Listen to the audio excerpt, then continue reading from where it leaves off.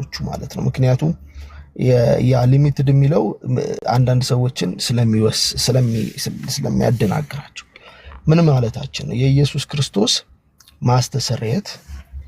ማስተሰረየት ወይንም የስርየት ስራ ለዓለም ሁሉ ማዳን የሚችል አቅም ያለው ማንንም ሊያድን እንደሚችል የምናምን እግዚአብሔር ግን ኢንቴንድ ባደረገው መንገድ እግዚአብሔር በፈለገው መንገድ ግን አፕላይድ የሚሆን ነው። ያንዳንዱን የዓለምን ሰው ክፋትን ሁሉ እንዲያድን ታስቦ ቢሆን ኖሮ ያድን ነበር። በቃ ምንም ልመልፋት አያስፈልግም። because God has designed to do that።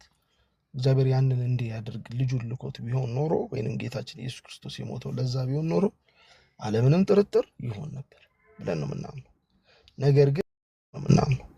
ነገር ግን እግዚአብሔር የማስተሰረይን ስራ በእቅዱ መሰረት እንዲሆን ነው የፈለገው።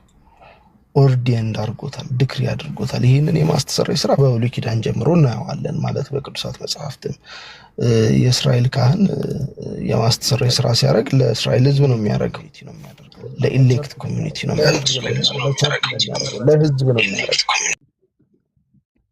ማነው ድምጽ አይቀርታ ወንድሞች አንድ ሰው ኦኬ። ስለዚህ እሱም ትንሽ ቻሌንጂንግ ኮንሰፕት ነው። እኔ ሰዎች በዚህ ጉዳይ ቻሌንጅ ባይሆኑ ነው የሚገርመኝ። በመሆናቸው ብዙ አትዛኑ፣ ግን ስለሆኑ ለማረጋጋትና እውነተኛ ሀሳባችንን ለመናገር እንሞክራለን። ሌላው ኢሬዚስተብል ግሬስ የሚለው ነው። ኢሬዚስተብል ግሬስ ማለት ምን ማለት ነው? እግዚአብሔር አንቆ ጎትቶ አንገትህን እያሸ ያሳምናል፣ ከዛ በኋላ አትድን፣ እምቢ ማለት አትችልም ምናምን የሚሉትን አይነት አይደለም። እንደዛ እያለን አይደለም። ኢሬዚስተብል ግሬስ ስለ እንደዛ አይደለም ሀሳቡ። ኢሬዚስተብል ግሬስ ማለት ሰዎች ሬዚስት ስለሚያደርጉ፣ ባጭሩ ላስረዳችሁ፣ ሰዎች እግዚአብሔርን ስለማይፈልጉ ስለሚቃወሙ ሰዎች ሊድኑበት የሚችሉት ጸጋ ኢፌክቹዋል መሆን አለበት። እግዚአብሔር ሰዎችን ለማዳን ሲል ያንን ተቃውሟቸውን ማለፍ የሚችል መሆን አለበት እያለ ኢሬዚስት ማድረግ የማይችሉት መሆን አለበት። እግዚአብሔር በዛ መንገድ ካልሆነ በኖርማል ኮንዲሽን ሰዎች እግዚአብሔርን የሚቃወሙ ናቸው እንጂ እግዚአብሔርን መቃወም አይችሉም ማለት አይደለም። እግዚአብሔርን መቃወም ይችላሉ። የማይችሉት ምንድነው ከተባለ ግን እግዚአብሔር የሚቃወሙትን ለማዳን የፈለገ ሲፈልግ ይዞት የሚመጣው ጸጋ ግን ያንን መቋቋማቸውን የሚያልፍ ነው እያለ ያንን ሬዚስታንሳቸውን፣ ያንን እምቢተኝነታቸውን፣ ያንን አመጻቸውን፣ ያንን እምቢተኝነታቸውን አልፎ የሚማርካቸው ስዊት ነሰሲቲ እንለዋለን። በጣም ጣፋጭ የሆነ ግን አስፈላጊ ነገር። as without this necessity ሰው ባጭሩ ባይዘው እግዚአብሔር ጸጋውን ሬዚስተብል ባያደርግ ኖሮ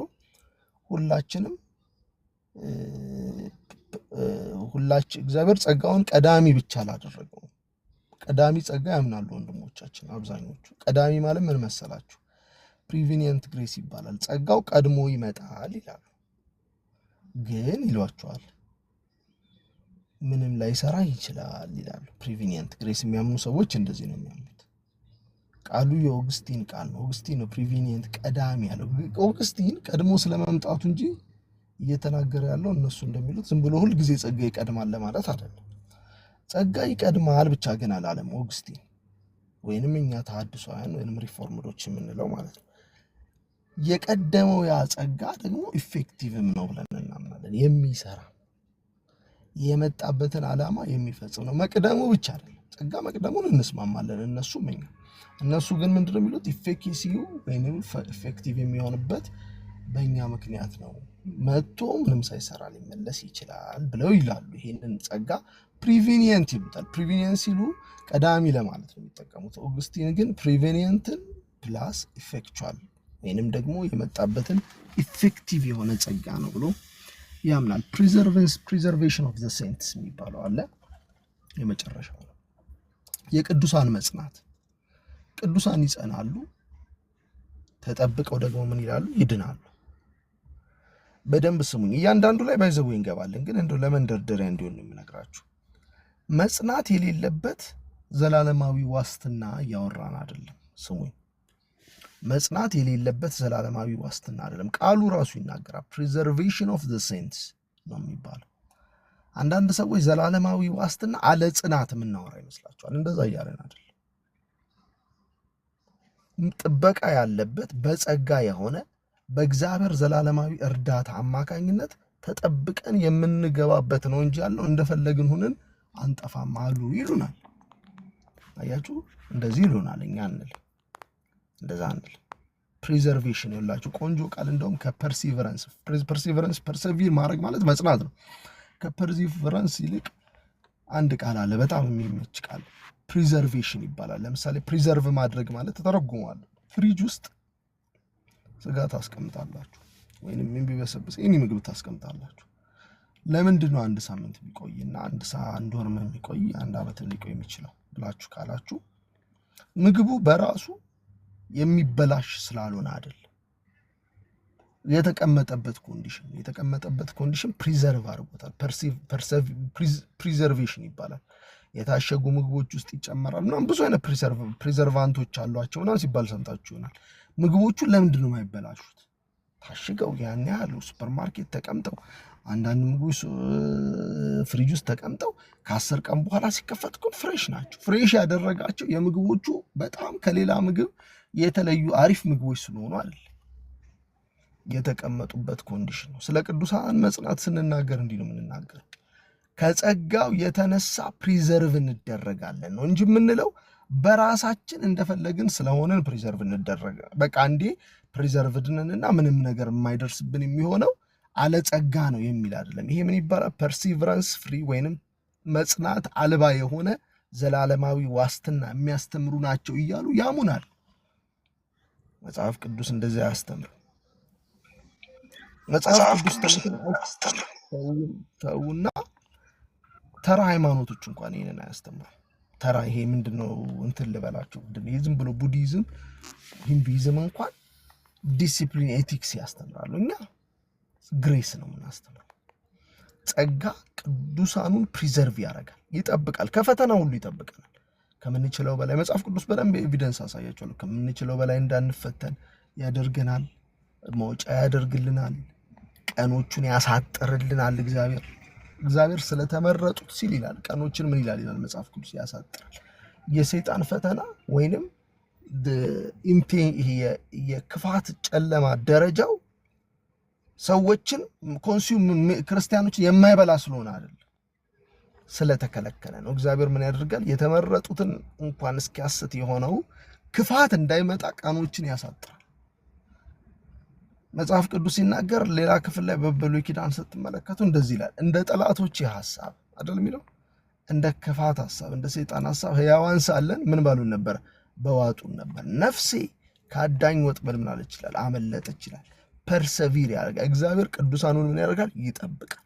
ስለዚህ we are saved once saved always saved እንለዛ አድኖ እንደ ጦጣ ልጅ አለቀቀን ነብር እንዲበላን።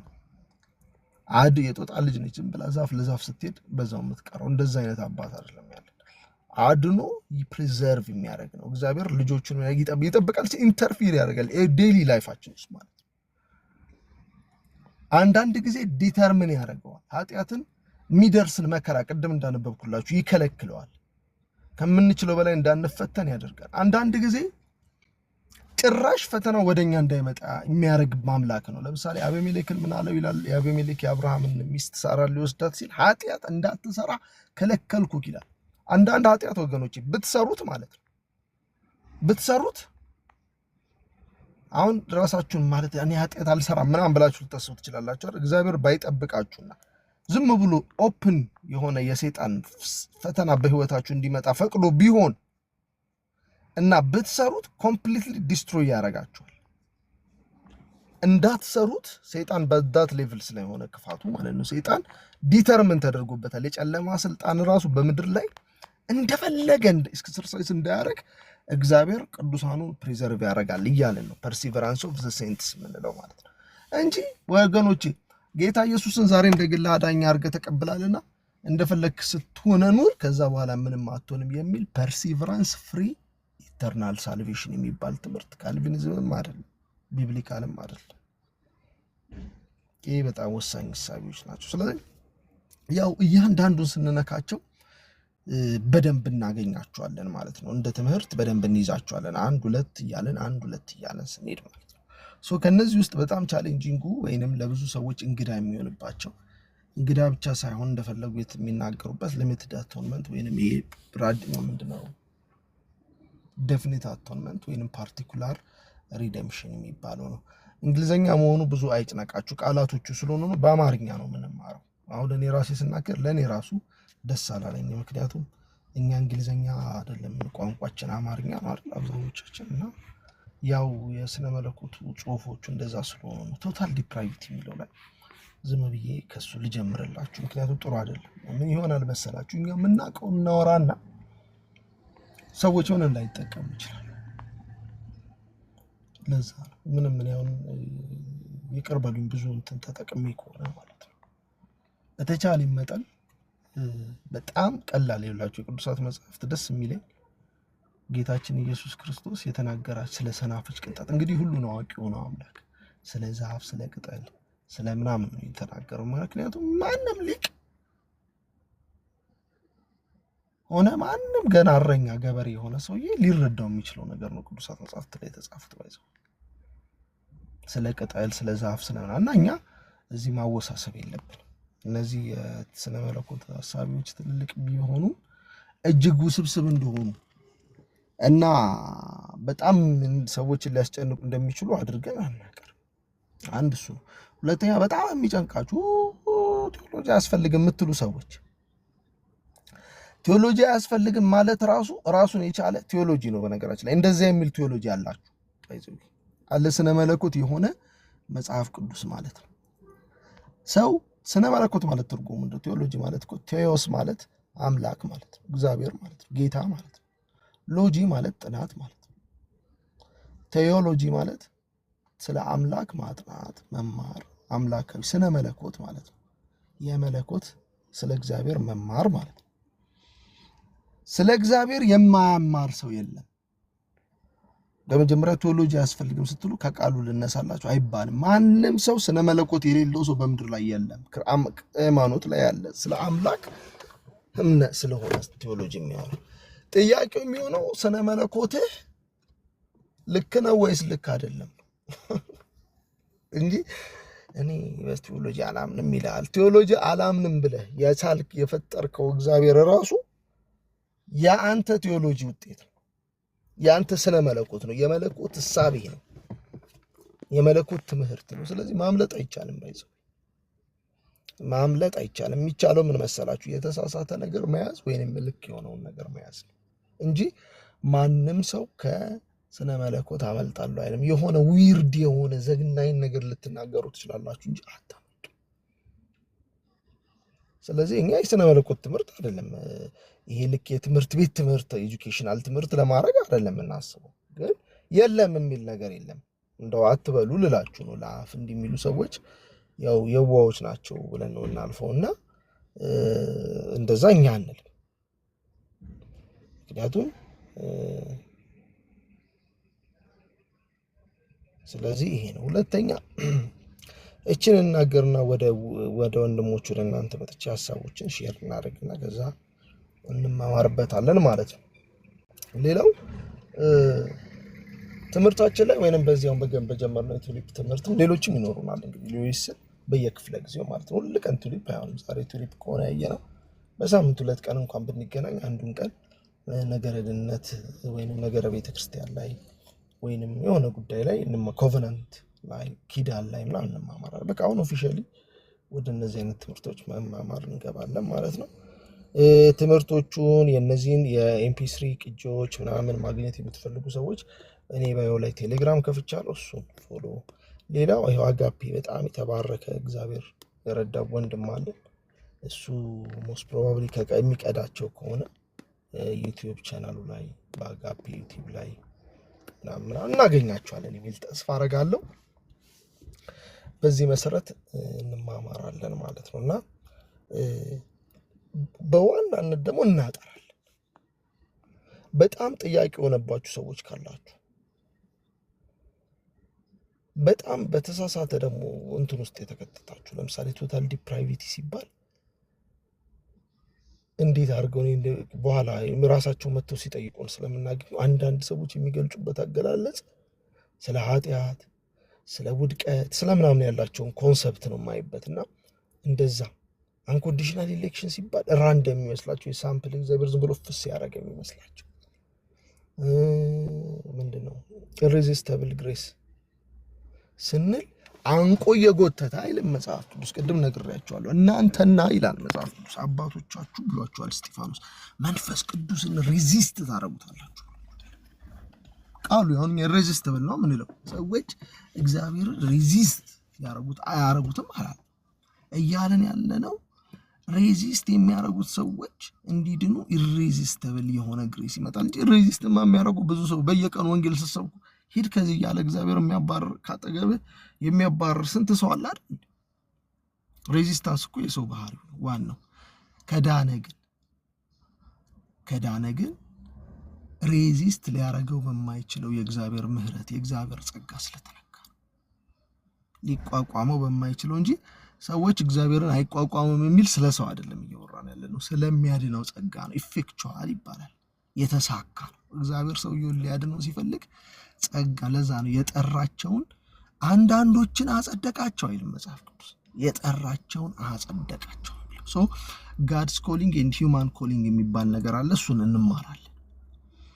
የእግዚአብሔር ጥሪና የሰው ጥሪ። እግዚአብሔር ከጠራ ትጸድቃለህ።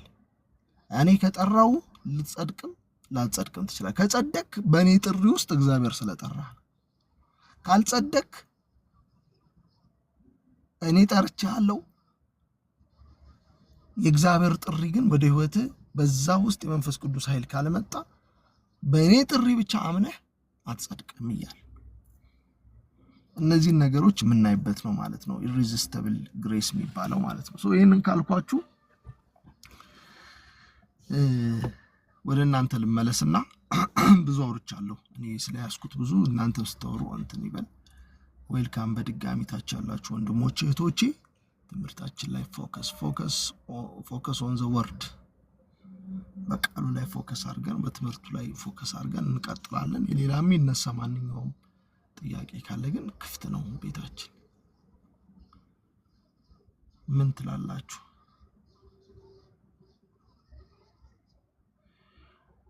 የምን የእግዚአብሔር ጥሪ ወደ ሰው ያመጣል?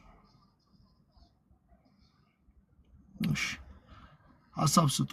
ዌልካም ጁሪስት፣ ዌልካም አጋፔ፣